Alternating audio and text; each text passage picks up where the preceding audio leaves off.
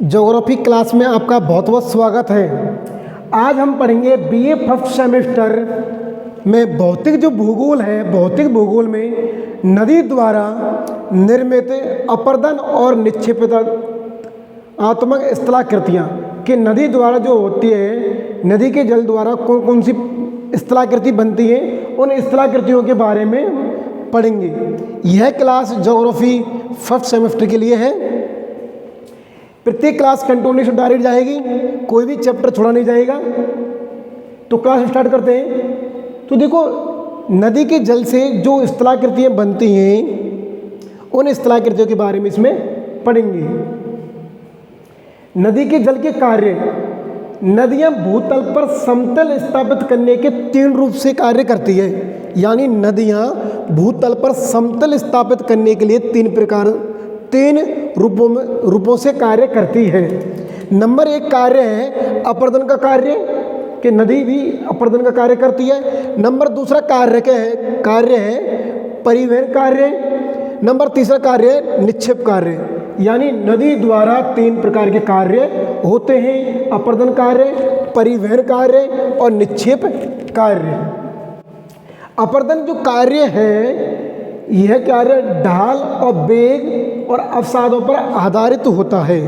जिस प्रकार का कोई ढाल होएगा, जैसे कोई ये ढाल है, ऐसे ये ढाल होएगा तो उसी के अनुसार ही अपरदन होएगा। आगे जिस प्रकार की नदियों में वेग होगा तो वेग के अनुसार भी अपरदन की क्रिया होगी। आगे है अवसाद। जिस प्रकार के अवसाद होंगे उसी प्रकार की अपरदन की क्रिया भी होएगी। अपरदन के जो रूप हैं, अपरदन के रूपों में जो विद्वान है भूगोलवेत्ता गिलबर्ट ने बताया गया कि यदि वेग दुगना होगा, यदि वेग नदी का दुगना होगा,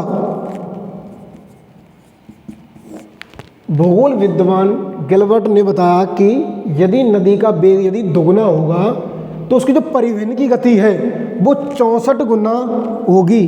परिवहन की जो गति है वो 64 गुना होगी। यहाँ तक आपको समझ में आ गया कि जो नदियों की जो भूतल पर समतल स्थापित करने के लिए 3 कार्य होते हैं: अपरदन का कार्य, परिवहन कार्य और निक्षेप। और अपरदन का जो कार्य है वो ढाल, वेग और अवसादों पर आधारित होता है। जिस प्रकार का ढाल होगा उसी प्रकार वेग होगा और अवसाद होंगे उसी प्रकार के अनुसार ही अपरदन की क्रिया होती है। और गिलबर्ट महोदय ने बताया कि जब अपरदन जो नदी का जो वेग होता है, यदि दुगना वेग है तो उसकी जो परिवहन है वो 64 गुना होती है। इस सिद्धांत को उन्होंने छठी शक्ति का सिद्धांत बताया। गिलबर्ट महोदय ने ऐसे सिद्धांत को छठी शक्ति का सिद्धांत बताया। आगे पढ़ते हैं नदी के जल से निर्मित स्थलाकृतियाँ। नदी के जल से जो स्थलाकृति बनती हैं, उन स्थलाकृतियों को 2 भागों में बांटा गया है। नंबर 1 है अपरदनात्मक स्थलाकृतियाँ। नदी के जल से निर्मित जो स्थलाकृतियाँ हैं, इन स्थलाकृतियों को 2 भागों में बांटा गया है।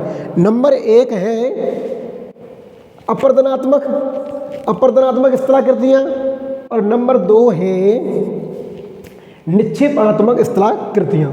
ठीक है, नदी के जल से निर्मित स्थलाकृतियों को 2 भागों में बांटा गया है। नंबर 1 है अपरदनात्मक स्थलाकृतियाँ और नंबर 2 निक्षेपात्मक स्थलाकृतियाँ।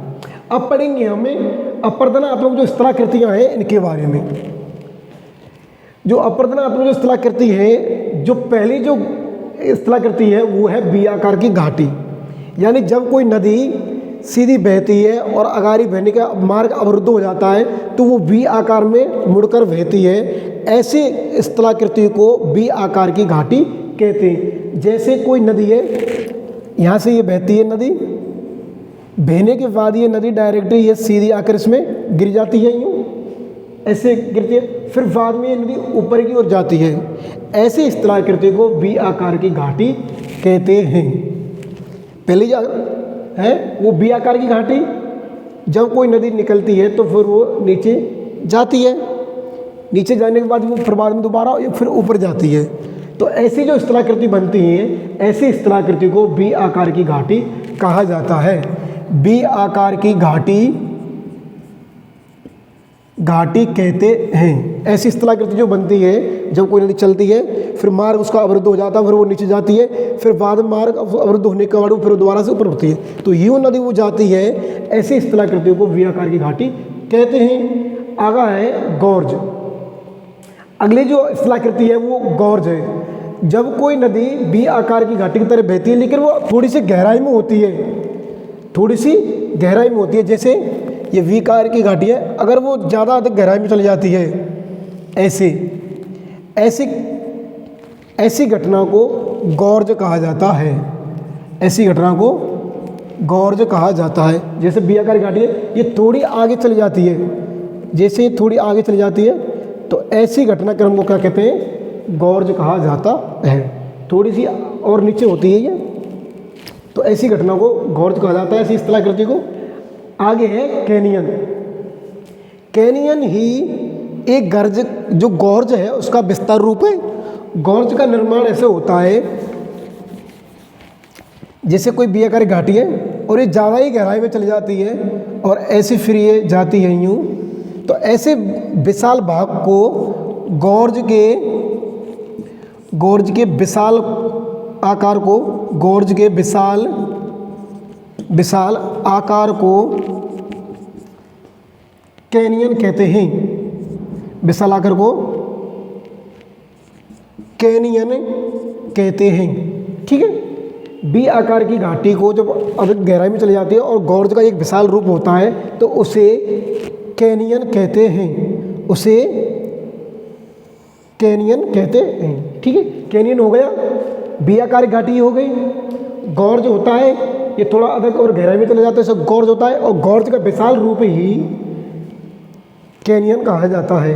अगली जो स्थलाकृति है वो है जलप्रपात। जलप्रपात के बारे में पढ़ेंगे। जब कोई नदी एक ऊंचाई भाग से चलकर नीचे की ओर गिरती है, तो ऐसी स्थलाकृति को जलप्रपात कहते हैं। जैसे ये नदी है कोई ये नदी है, तो ये नदी बह रही है, ये बहती बहती जब ये नीचे की ओर गिर जाती है, तो ऐसी स्थलाकृति को जलप्रपात कहते हैं। जब कोई नदी ऊंचे स्थल पर बहती है और फिर बाद में वो नीचे की ओर गिरती है, तो ऐसी स्थलाकृति को जलप्रपात कहते हैं। ठीक है, समझ में आ गया ना जलप्रपात कैसे कहते हैं? कि जब कोई नदी ऊपर की ओर बहती है, ऐसे बहती है, फिर वो नीचे की ओर गिरती है, तो ऐसी स्थलाकृति को जलप्रपात कहते हैं। अगला है नदी विसर्प। जब कोई नदी सर्प की आकृति में बहती है, तो ऐसी स्थलाकृति को विसर्प नदी कहते हैं। जैसे ये नदी है, अब ये नदी यहाँ से बहती और ये सर्प की जैसी आकृति में बनती है। ऐसी स्थलाकृति को विसर्प नदी विसर्प कहते हैं। ऐसी स्थलाकृति को विसर्प कहते हैं। जब कोई नदी सर्प की आकृति में ऐसी जाती है मुड़कर, तो ऐसी आकृति को नदी विसर्प कहते हैं। अगला है गोखुर या चाप झील। गोखुर चाप झील में क्या होता है कि जब कोई स्थलाकृति सर्प आकृति में होती है, तो ये नदी है, तो ये सीधा मुड़ने के बजाय ये नदी किसी भी कारण से सीधा चली जाती है। जैसे ये नदी चली गई ना सीधा, ये नदी सीधा चली जाती है और इन भागों में पानी रहता है, तो ऐसी स्थलाकृति को गोखुर या चाप झील कहते हैं। ऐसी स्थलाकृति को चाप झील। जब कोई नदी होती है तो ये मुड़ने की बजाय ये सीधी चली जाती है, तो ऐसी स्थलाकृति को क्या कहते हैं? गोखुर या चाप झील कहते हैं। और दोबारा समझाने की कोशिश कर रहा हूँ कि जैसे कोई एक नदी है, ये ऐसी बहती है सर्प आकृति में, तो ये नदी जो रहती है, ये नदी सीधी चली जाती है। जब ये जो नदी है, ये नदी सीधी चली जाती है, तो ऐसी जो स्थलाकृति बनती है, ये इसमें पानी जमा रहता है, तो ऐसी स्थलाकृति को बोलते हैं गोखुर या चाप झील कहते हैं, या चाप झील कहते हैं। ठीक है, जब कोई नदी सर्पाकृति में होती है, उस सर्पाकृति में जब वो सीधी चली जाती है तो उसे गोखुर झील कहते हैं। अगला पॉइंट है नदी भेद का है। जब कोई